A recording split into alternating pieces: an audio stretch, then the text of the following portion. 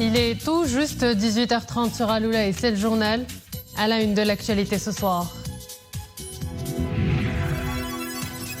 Mondial 2030, sans précédent dans l'histoire du football, la candidature maroco-ibérique retient l'attention de tous. Sa force sur le plan social, sportif, culturel et infrastructurel met en exergue le prolongement de la complémentarité entre l'Europe et l'Afrique et le soft power du Maroc. C'est l'une des langues les plus parlées à travers le globe, l'anglais. Au Maroc, il est de plus en plus prisé par de nombreux étudiants et élèves qui en font un choix de formation. 67% des jeunes Marocains présents se tournent vers l'anglais pour leurs études. Une orientation qui ouvre des perspectives élargies dans la vie professionnelle. Art plastique, une quarantaine d'artistes peintres rendent hommage à la femme à travers une exposition collective qui braque les projecteurs sur toutes les tranches de la société. Une belle manière de mettre en avant la singularité des femmes marocaines. Un kaléidoscope de couleurs vives à apprécier en fin de journal.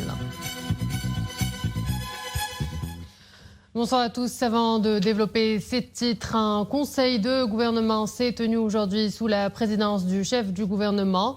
Au début des travaux, Aziz Akhnouch a exprimé sa fierté de l'annonce par le souverain de la candidature conjointe Maroc-Espagne-Portugal pour accueillir la Coupe du Monde 2030 de football. Le chef du gouvernement a par ailleurs exprimé ses félicitations à Sa Majesté le Roi suite à l'attribution au souverain par la Confédération africaine du football du prix de l'excellence, récompensant les réalisations exceptionnelles de l'année 2022. Par la suite, le Conseil de gouvernement a adopté un projet de décret-loi édictant des dispositions relatives à l'organisation des élections des conseils régionaux des pharmaciens du Nord et du Sud. Il intervient dans le sillage de l'élaboration du projet de loi relatif à l'Ordre national des pharmaciens. Le Conseil a également adopté 2 projets de décret. Le premier porte application de certaines dispositions de la loi relative aux produits phytosanitaires. Le second porte application du décret-loi relatif à la dissolution et liquidation de l'agence Millennium Challenge Account Morocco. Toujours à Rabat, le chef du gouvernement Aziz Akhnouch a reçu Alice Albright, présidente directrice générale de la Millennium Challenge Corporation, qui effectue une visite au Maroc à l'occasion de la clôture du Compact 2, programme MCA Maroc. Lors de cette rencontre, le chef du gouvernement a exprimé ses remerciements à la Millennium Challenge Corporation et au gouvernement des États-Unis pour l'appui au développement qu'ils ont apporté au Maroc, qui a pu bénéficier des 2 programmes de coopération, les Compact 1 et 2.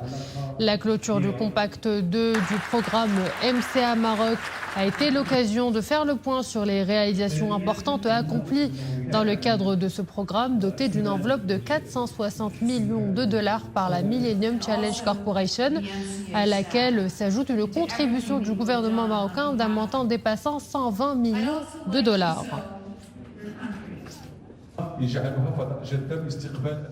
La Cour des comptes a publié un rapport détaillé sur l'audit des comptes des partis politiques pour l'année 2021. Leurs ressources globales déclarées ont atteint près de 500 millions de dirhams. Les grandes lignes de ce rapport avec Nissel El Hamdaoui.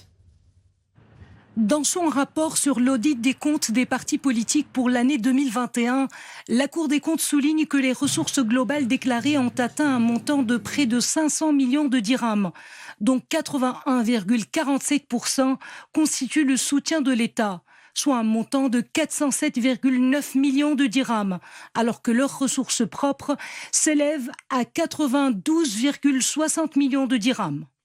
Pour ce qui est de l'organisation simultanée des scrutins de 2021, elle a permis la rationalisation des charges de leur organisation.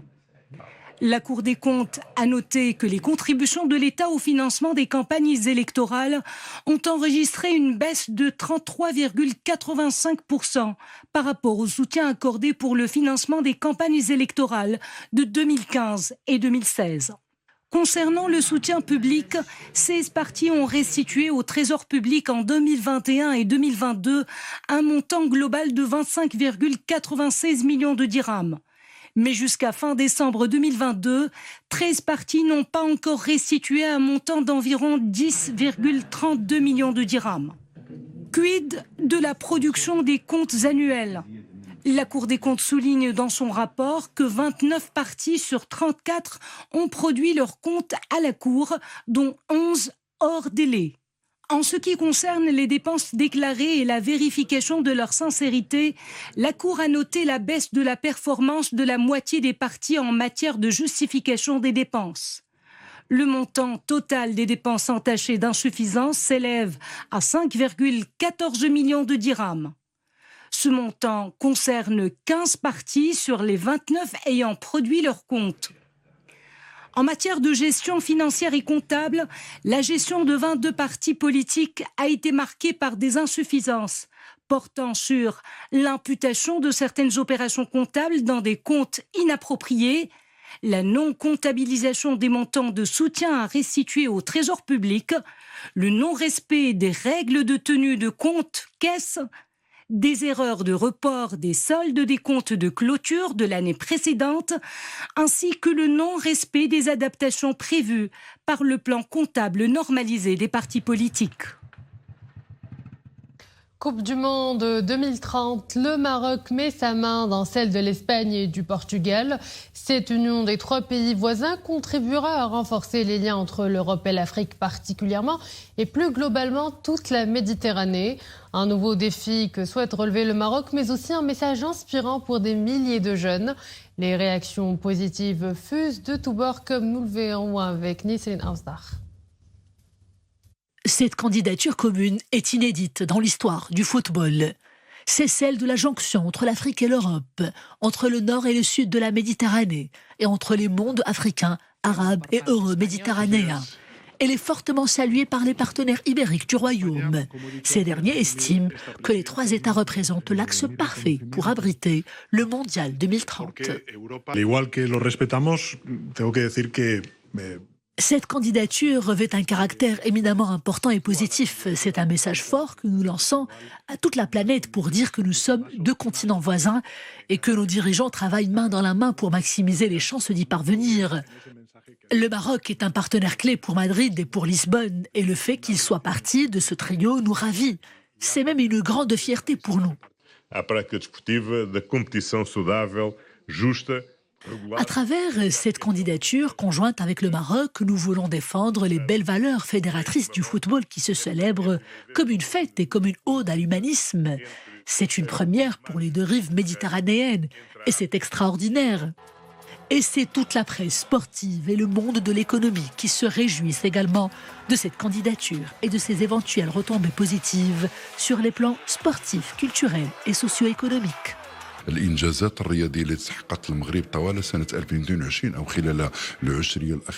C'est une véritable aubaine pour le Maroc. Le Maroc, où d'importantes avancées ont été enregistrées dans le secteur sportif. De belles réalisations qui sont le fruit d'un travail de longue haleine et de longues années de travail. Un travail entamé selon les hautes orientations de Sa Majesté le roi Mohammed VI après les assises nationales sur le sport, c'était en 2008.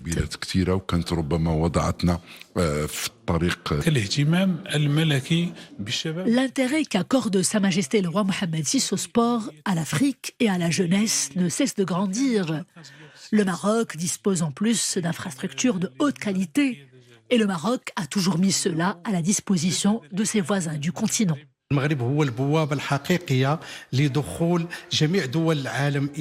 Le Maroc est une porte d'entrée incontournable vers l'Afrique.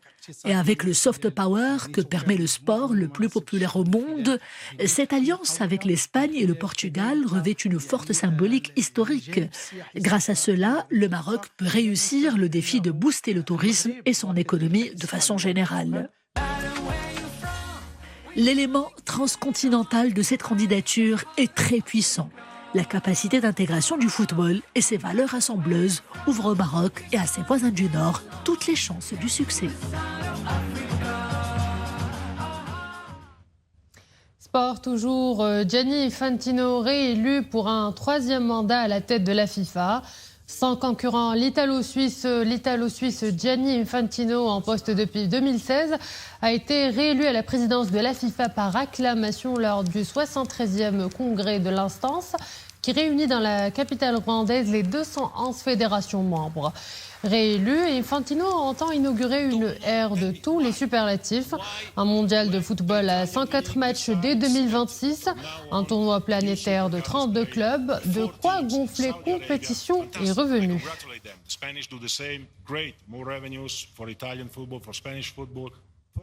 Également à la une de l'actualité, ce jeudi à Safi, les éléments de la police judiciaire ont interpellé un partisan de Daesh présumé impliqué dans la préparation d'un plan terroriste visant à porter gravement atteinte à l'ordre public.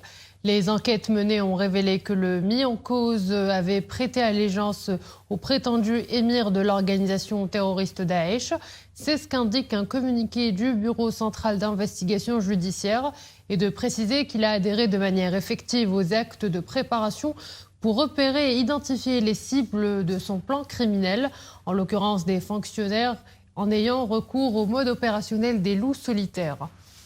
Les perquisitions menées au domicile du suspect ont permis la saisie d'une vidéo contenant sa prétendue allégeance à l'organisation Daesh et faisant part de son intention de rejoindre les camps des combattants de la dite organisation. Le prévenu sera déféré devant la justice à l'issue de la procédure d'enquête menée par le BCIJ sous la supervision du parquet en charge des affaires du terrorisme et d'extrémisme. Mais le cap à présent sur Casablanca, la métropole vit toujours au rythme de grands chantiers. Pour fluidifier la circulation, pourtant, quelques axes sont toujours aux abonnés oubliés. Le tunnel de Dakar qui relie le boulevard de la Résistance à l'avenue des Forces armées royales fait depuis quelque temps figure pâle, manque d'éclairage, lampes cassées et squat de personnes sans domicile fixe. C'est un reportage signé Leila Asli à Chour Ben Saoud avec Boubkir Ben Ghabret. Mis en service en 2014, il est aujourd'hui en très mauvais état. Le tunnel de Dakar, réalisé pour désengorger la circulation à Casablanca, est victime de négligence. Manque d'éclairage, squat de SDF et la plupart de ses équipements manquent d'entretien. Le tunnel est devenu dangereux pour les milliers d'automobilistes qui l'empruntent chaque jour. Un accident est vite arrivé. L'obscurité menace la sécurité des usagers. À l'instant où je vous parle, il y a un taxi en panne à l'intérieur du tunnel. Avec le manque d'éclairage, un accident peut très vite se produire. Le tunnel connaît un fort trafic du boulevard Zarqtouni aux grandes autres artères de la ville jusqu'au boulevard des Phares.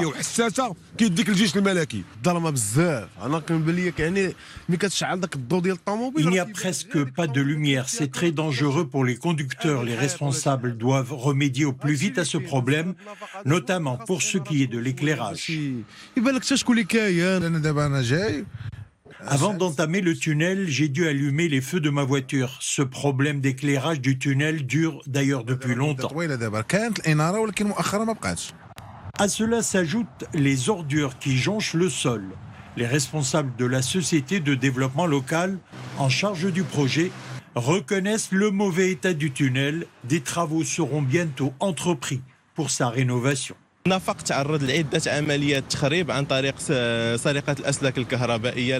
tunnel connaît de nombreux actes de vandalisme, notamment en ce qui concerne les câbles électriques qui servent pour l'éclairage et la ventilation. La mise à niveau du tunnel commencera bientôt. Pour ce qui est de l'éclairage, un nouveau système sera mis en place, semblable à celui de la Trémée Mouhidine. Il y aura de nouvelles caméras de surveillance qui seront liées à un poste de commandement pour rendre compte de n'importe quel incident dans le tunnel.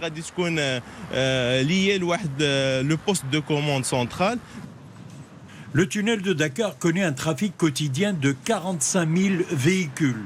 Son coût de réalisation est estimé à plus de 240 millions de dirhams.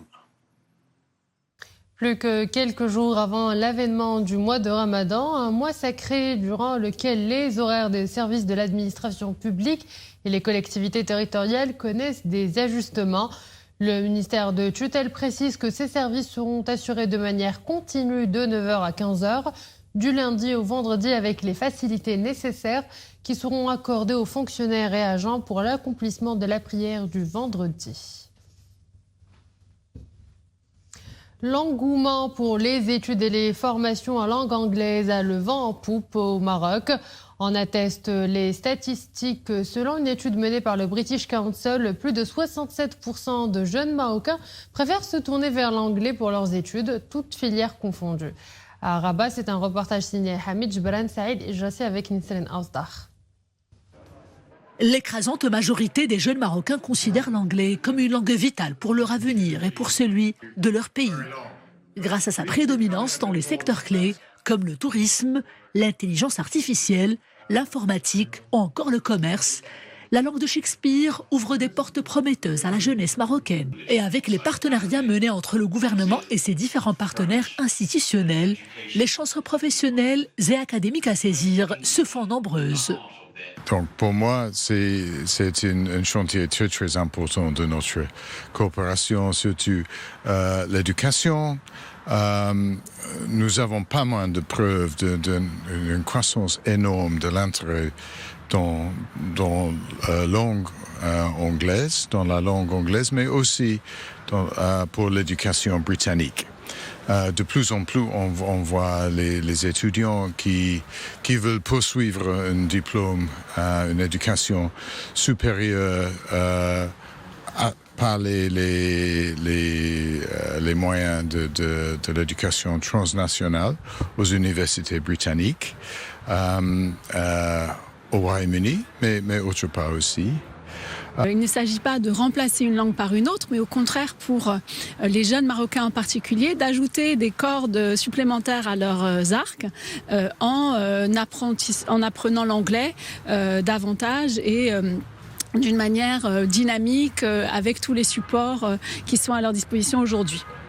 Le British Council appuie cet effort, à la fois pour répondre à la demande des jeunes Marocains et Marocaines, mais également en travaillant main dans la main avec le gouvernement du Maroc, en particulier le ministère de l'Éducation nationale.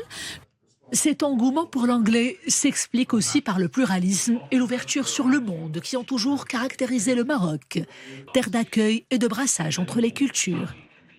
Le Maroc, terre aussi de prédilection des investisseurs étrangers et d'installation de grandes multinationales aux grands besoins de profils anglophones.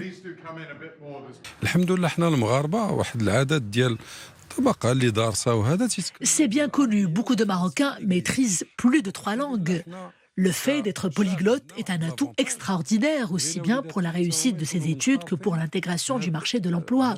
Encourager nos jeunes à l'apprentissage de l'anglais et à l'ouverture sur de nouveaux horizons ne peut que leur apporter de bonnes choses.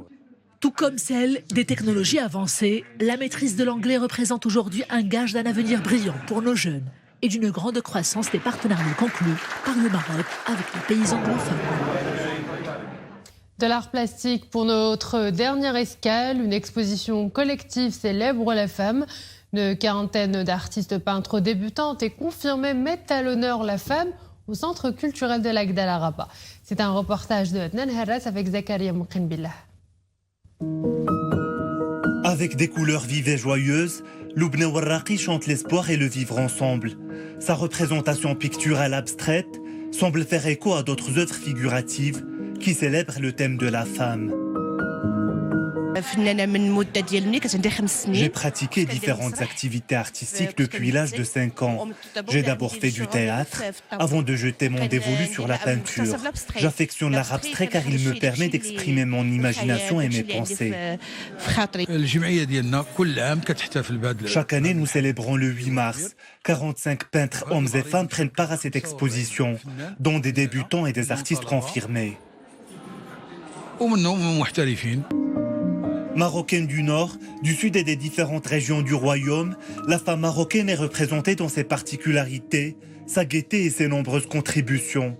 Pour cette exposition collective, les artistes femmes tiennent un rôle de premier plan.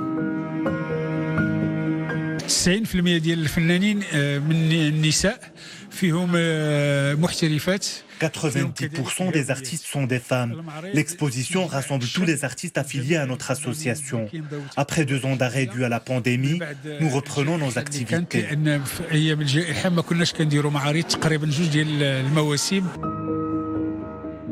Ces artistes offrent des regards croisés sur la condition féminine, ses points forts et les perspectives de progrès. C'est aussi une ode au rôle incontournable de la femme dans la société.